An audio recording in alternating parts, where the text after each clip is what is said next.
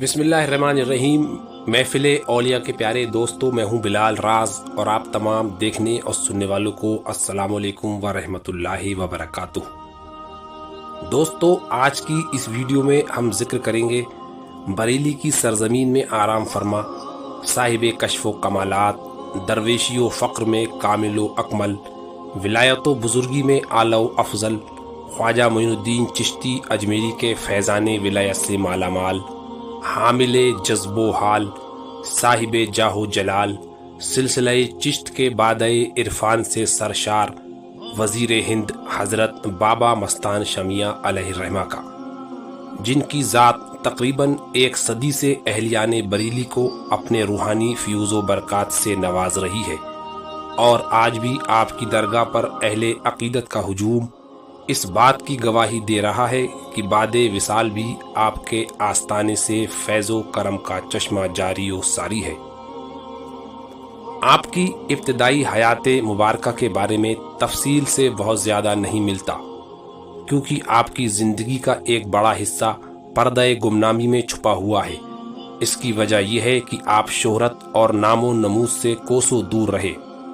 جہاں آپ کی شہرت ہو جاتی تھی وہ جگہ آپ تبدیل کر لیا کرتے تھے، اس لیے آپ کا اصل نام، آپ کا خاندان، آپ کا وطن، آپ کے والدین، آپ کے پیر و مرشد کے بارے میں ٹھیک ٹھاک کچھ نہیں پتا، کیونکہ آپ نے اپنی زندگی کے بارے میں کبھی کسی کو کچھ نہیں بتایا، اور نہ ہی کسی شخص کی ہمت تھی جو آپ سے اس قسم کے سوالات کرتا۔ اکثر آپ پر جلال کی کیفیت طاری رہتی تھی، اس وجہ سے لوگ آپ کی بارگاہ میں ہمیشہ خاموش بیٹھے رہتے تھے۔ آپ کی بارگاہ میں حاضر ہونے والے معتبر اور ثقہ حضرات کی بدولت جو روایتیں ہم تک پہنچی ہیں، ہم یہاں ان کا ہی بیان کریں گے۔ آپ کا اصل نام کسی کو نہیں معلوم، کیونکہ آپ ہر وقت جذب و حال کی کیفیت میں مست رہتے تھے، اس لیے لوگوں نے آپ کو مست صاحب کہنا شروع کر دیا، اور یہیں سے آپ مستان بابا کے نام سے جانے گئے۔ آپ کی بولی سے اتنا ضرور پتہ چلتا تھا کہ آپ کا اصل وطن ہندوستان کے پوروی حصے میں کہیں تھا، کیونکہ آپ کی زبان میں بہت سے جملے پوروی ہوتے تھے۔ ان جملوں کو بھی انشاءاللہ ہم آگے بیان کریں گے۔ آپ کے خاندان کے بارے میں یہ روایت بھی پہنچی ہے کہ آپ بہت بڑے گھرانے میں امیر ماں باپ کی اکلوتی اولاد تھے۔ ماں باپ نے آپ کو بڑے لاڈ و پیار سے پالا اور آپ کی تعلیم کا بندوبست کرایا۔ غالباً اس وقت آپ کی عمر زیادہ نہیں تھی، کیونکہ گھر کا ایک خادم آپ کو مدرسے لے جاتا تھا اور وہی واپس لاتا تھا۔ ایک دن مدرسے جاتے ہوئے ایک روحانی کشش نے آپ کو اپنی جانب کھینچا۔ آپ نے اپنی کتابیں اپنے خادم کے سپرد کی اور اسے گھر لوٹ جانے کو کہا، لیکن جب وہ خادم آپ کو ویران راستے میں تنہا چھوڑ جانے کو راضی نہ ہوا تو آپ نے سختی سے اسے جانے کا حکم دیا اور جنگل میں ایک جانب نکل کھڑے ہوئے۔ سارا دن ساری رات چلتے رہے، یہاں تک کہ جنگل ختم ہوا، سامنے دریا آ گیا۔ آپ نے وہ رات دریا کنارے گزاری۔ صبح نمودار ہوئی اور کچھ اجالا ہوا تو دیکھا دریا کے کنارے ایک جھوپڑی ہے۔ آپ اس میں داخل ہوئے۔ اس جھوپڑی میں دیکھا تو ایک اللہ والے بزرگ وہاں تشریف رکھتے ہیں۔ آپ کو دیکھ کر ان بزرگ نے فرمایا، اچھا آ گئے، لیکن تمہارا حصہ یہاں نہیں ہے، اپنی آنکھیں بند کرو۔ آپ نے اپنی آنکھیں بند کی، پھر فرمایا کھولو۔ تو جب آپ نے اپنی آنکھیں کھولیں تو دیکھا کہ آپ کسی دوسرے بزرگ کی بارگاہ میں حاضر ہیں، جو کہ آپ کے پیر و مرشد ہوئے۔ آپ کے پیر و مرشد کس شہر کے تھے اور ان کا اسم گرامی کیا تھا، اس سلسلے میں کوئی صحیح روایت ہمیں دستیاب نہیں ہوتی، لیکن آپ کے معمولات و معاملات سے یہ ضرور واضح ہوتا ہے کہ آپ سلسلہ چشتیہ سے وابستہ تھے اور آپ کے پیر کوئی چشتی بزرگ تھے، کیونکہ آپ کی روش سلوک چشتیہ تھی اور آپ سماوی سنتے تھے، جو بالخصوص سلسلہ چشتیہ میں ہی رائج ہے۔ سلطان الہند حضرت خواجہ معین الدین چشتی اجمیری رحمۃ اللہ علیہ سے آپ کی روحانی قربتوں اور نسبتوں کا یہ عالم تھا کہ اہل نظر، اہل دل اور صاحب باطن حضرات نے آپ کو خواجہ صاحب کا وزیر کہا ہے۔ اسی نسبت سے آپ کو وزیر ہند بھی کہا گیا۔ آپ کو خواجہ صاحب کی بارگاہ میں حضوری حاصل تھی، کیونکہ آپ اکثر فرماتے تھے کہ ہمارے پاس خواجہ کا حکم آتا ہے اور براہ راست آتا ہے۔ کبھی آپ کے عقیدت مند کسی کام کو کرنے کے لیے آپ سے پوچھتے تو آپ فرماتے کہ ہمارے پاس اس بارے میں ابھی خواجہ کا حکم نہیں آیا ہے۔ جب آ جاتا تو فرماتے کہ یہ کام کر لو، خواجہ کا حکم آ گیا ہے۔ اس واقعے سے ناظرین اندازہ لگا سکتے ہیں کہ جس ولی کو سلطان الہند حضرت خواجہ معین الدین چشتی اجمیری علیہ رحمہ کی بارگاہ تک رسائی حاصل ہو، وہ ولایت و روحانیت کے کس مقام پر فائز ہوگا۔ آپ کی زندگی کا بڑا حصہ پہاڑوں، جنگلوں، ویرانوں میں گزرا، جہاں آپ چلہ کشی، عبادت و ریاضت میں مصروف رہے۔ جہاں آپ کی شہرت ہو جاتی تھی وہاں سے کہیں اور تشریف لے جاتے۔ آپ کے یہاں صحیح معنی میں وہی تصوف، وہی فقیری اور وہی روحانیت تھی جس کا ذکر ہم صرف کتابوں میں ہی پڑھ سکتے ہیں، اور آج کے دور میں یہ نعمت چراغ لے کر بھی ڈھونڈو تو نہیں ملتی۔ آپ کے پاس ظاہری طور پر نہ دنیا کا مال و اسباب تھا، نہ گھر بار، اور نہ بدن پر مکمل لباس۔ ایک تہبند باندھے رہتے اور جسم کے اوپری حصے میں ایک چھوٹی کملی اوڑے رہتے۔ بظاہر وہ کملی اتنی چھوٹی تھی جو صرف آدھے جسم کو ڈھانکتی تھی، لیکن جب آپ محفل میلاد منعقد کراتے تو پاس شریعت اور اس محفل مبارک کے ادب میں اس کملی کو سر سے اس انداز میں اوڑھتے کہ اس چھوٹی سی کملی میں آپ کا مکمل جسم مبارک ڈھک جاتا۔ لوگ حیران ہوتے تھے کہ بظاہر اتنی چھوٹی کملی جو بدن کو ڈھکنے کے لیے ناکافی ہے، وہ محفل میلاد میں کہاں سے اتنی بڑی ہو جاتی ہے کہ اس میں آپ کا سارا بدن سما جاتا ہے۔ حقیقت یہ ہے کہ یہ بھی آپ کی ایک ادنا کرامت تھی جس سے آپ کی بارگاہ کے حاضر باش اچھی طرح واقف تھے۔ آپ بنا جوتوں کے ننگے پیر چلتے، اس کے باوجود جب کسی سفید براق چادر پر قدم رکھتے تو اس پر کسی طرح کا کوئی دھبا نہ لگتا۔ پان کے علاوہ آپ کی اور کوئی خوراک نہیں تھی، پان کثرت سے استعمال کرتے تھے۔ ایک بار آپ کے عقیدت مند حاجی ظاہر حسین، جو چھوٹے حاجی جی کے نام سے مشہور تھے، ان کے بہت اصرار پر آپ نے ان کی دعوت قبول فرمائی تھی۔ ساتھ ہی یہ ہدایت بھی جاری کر دی تھی کہ اس دعوت کا کھانا جو عورتیں بنائیں وہ باوضو ہو۔ اس دعوت میں آپ کے حکم کے مطابق سادہ چنے کی دال بنائی گئی تھی، جسے آپ نے سنت کے مطابق اکرو بیٹھ کر تناول فرمایا تھا۔ اس کے علاوہ آپ کی حیات میں اور کوئی واقعہ نہیں ملتا جس میں آپ نے روٹی تناول کی ہو۔ بریلی میں آپ کس سن میں تشریف لائے اس کا صحیح تعین نہیں ہو سکتا، لیکن آپ کے خطوط سے اتنا ضرور معلوم ہوتا ہے کہ آپ سن 1925 عیسوی سے پہلے بریلی تشریف لائے تھے اور تھانہ بارادری کے سامنے پہلے سے بنی ایک جھوپڑی میں قیام کیا۔ اس کے بعد تھانہ بارادری کے انگریز پولیس افسر اس جھوپڑی میں آپ کی خدمت میں حاضر ہونے لگے، اور اس طرح دھیرے دھیرے عوام بھی آپ کی خدمت میں آنے لگے۔ کیونکہ آپ میں جلالی کیفیت بہت زیادہ تھی، اس لیے انگریز پولیس افسروں کو بھی جب آپ کسی بات پر ڈانٹ مارتے تو وہ تھر تھر کانپنے لگتے تھے۔ جناب منشی بخش اللہ خان صاحب، جو محلہ کانکر ٹولہ بریلی شریف کے معزز، دیندار اور پابند شرع شخص تھے، وہ ایک عرصے سے زمینی مقدمے بازیوں میں گھرے ہوئے تھے، اور ان کا مخالف چاہتا تھا کہ وہ کسی طرح پست ہو جائیں اور محلہ چھوڑ کر چلے جائیں۔ اس لیے آپ ایک عرصے سے کسی اللہ والے کی تلاش میں تھے جو اس مشکل گھڑی میں ان کی دستگیری فرمائے۔ اسی دوران انہیں خبر ملی کہ تھانہ بارادری کے سامنے ایک جھوپڑی میں ایک فقیر تشریف رکھتے ہیں جنہیں سب مست صاحب کہتے ہیں، لیکن وہاں ہر ایک کی رسائی نہیں ہے، وہ آنے والے کو بھگا دیتے ہیں۔ جس کے لیے ان کی مرضی ہوتی ہے وہی جا سکتا ہے، باقی کو وہ پاس نہیں آنے دیتے۔ پھر بھی خدا کے بھروسے منشی بخش اللہ خان صاحب حضرت شاہ صاحب کی زیارت کو پہنچے، اور پہلی بار میں ہی آپ کی بارگاہ میں باریابی حاصل ہوئی۔ آپ کو شاہ صاحب کے یہاں وہ عزت حاصل ہوئی جو ہر ایک کو میسر نہیں ہوئی۔ گویا شاہ صاحب آپ کے آنے کا انتظار ہی کر رہے تھے، کیونکہ پہلی ملاقات میں ہی آپ نے پوچھا، خان صاحب تمہارے کتنے بٹوا یعنی بیٹے ہیں؟ عرض کی 2۔ پوچھا کیا کیا نام ہیں؟ عرض کی عبد الرزاق اور عبد القیوم۔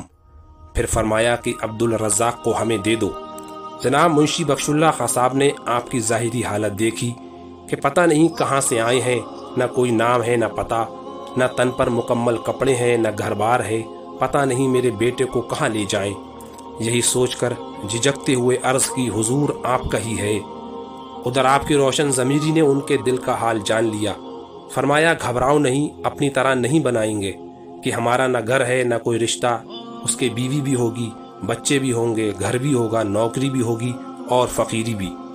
یعنی آپ نے اشاروں میں ہی بتا دیا کہ عبدالرزاق کے پاس دنیا کا ساز و سامان، گھر بار، بیوی بچے، نوکری وغیرہ بھی ہوگی اور فقیری بھی، اور لوگوں نے دیکھا کہ ایسا ہی ہوا۔ منشی بخش اللہ خاں صاحب نے جب یہ سنا تو کچھ تسلی ہوئی۔ پھر شاہ صاحب نے فرمایا کہ پہلے اس کی والدہ سے اجازت لے لینا، چونکہ شریعت میں ماں باپ کا حق سب سے مقدم ہے، اس لیے آپ نے ان کی والد اور والدہ سے پہلے اجازت لی۔ اس طرح منشی بخش اللہ خاں صاحب کے گھرانے سے حضرت شاہ صاحب کا تعلق قائم ہوا، جو الحمدللہ آج ان کی 5ویں پشت تک قائم ہے اور انشاءاللہ ہمیشہ رہے گا۔ حضرت شاہ صاحب کی بارگاہ میں منشی بخش اللہ خاں صاحب اور ان کے گھر والوں کی حاضری ہونے لگی۔ چونکہ آپ کو پان پسند تھے، اس لیے روز پان کی تھالی آپ کی خدمت میں بھیجی جاتی تھی۔ جس دن بخش اللہ خاں صاحب شہر سے باہر ہوتے تو ان کے بڑے صاحبزادے حضرت شاہ عبدالرزاق صاحب اس خدمت کو انجام دیتے اور شاہ صاحب کی بارگاہ میں پان پیش کرتے۔ یوں تو شاہ صاحب نے آپ کو آپ کے والدین سے مانگ لیا تھا، لیکن ابھی اپنا مرید نہیں کیا تھا، اور ادھر شاہ عبدالرزاق صاحب کے دل میں آتش عشق بھڑک چکی تھی کہ شاہ صاحب ہمیں مرید کر لیں، لیکن آپ کے جاہ و جلال کے باعث کہنے کی ہمت نہیں تھی۔ سو آپ نے اجمیر شریف کا سفر اختیار کیا اور خواجہ ہندل ولی کی بارگاہ میں جا کر اپنے دل کا مدعا بیان کیا۔ واپسی پر جب شاہ صاحب کی خدمت میں آپ حاضر ہوئے تو شاہ صاحب نے فرمایا کہ خواجہ سے کہہ کے آئے ہو کہ ہم تم کو مرید کر لیں؟ پھر بطور مزاح فرمایا اگر ہم پھر بھی مرید نہ کریں تو؟ الغرض ایک دن شاہ صاحب نے آپ کو حکم دیا کہ جو کپڑے سب سے عمدہ ہوں وہ پہن کر آنا۔ آپ شاہ صاحب کے حکم کے مطابق گھر کا سب سے اچھا جوڑا پہن کر حاضر خدمت ہوئے۔ تب شاہ صاحب نے آپ کو اپنے سلسلہ بیعت میں داخل کیا اور پھر آپ کی روحانی تربیت کے لیے آپ کو ریاضت و مجاہدات کی بھٹی میں تپا کر کندن بنا دیا۔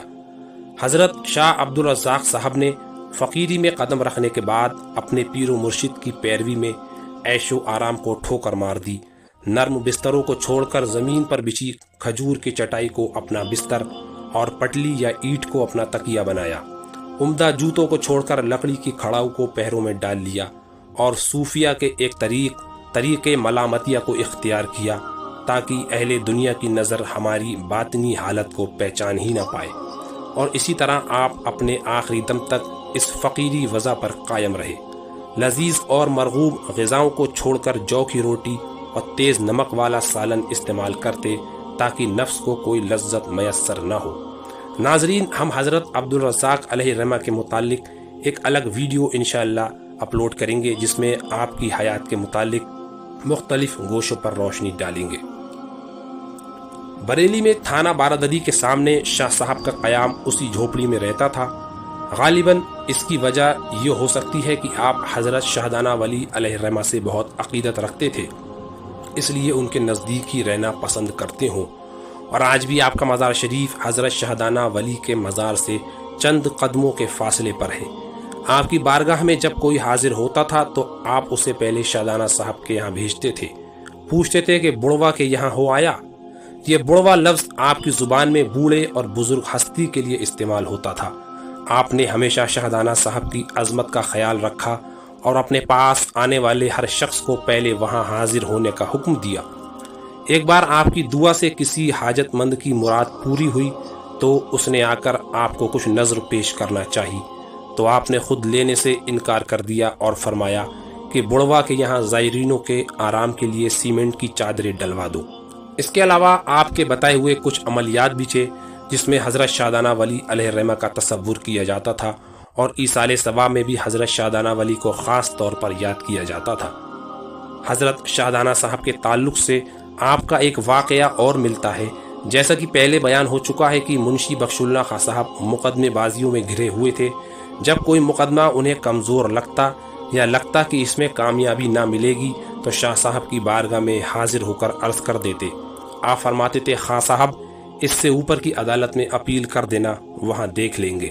ایک بار منشی بخش اللہ خاں صاحب کی زوجہ نے خواب دیکھا کہ وہ سو رہی ہیں تو نورانی شکل کے ایک بزرگ گھر میں تشریف لائے ہیں جن کے پاس بہت سے کاغذات ہیں۔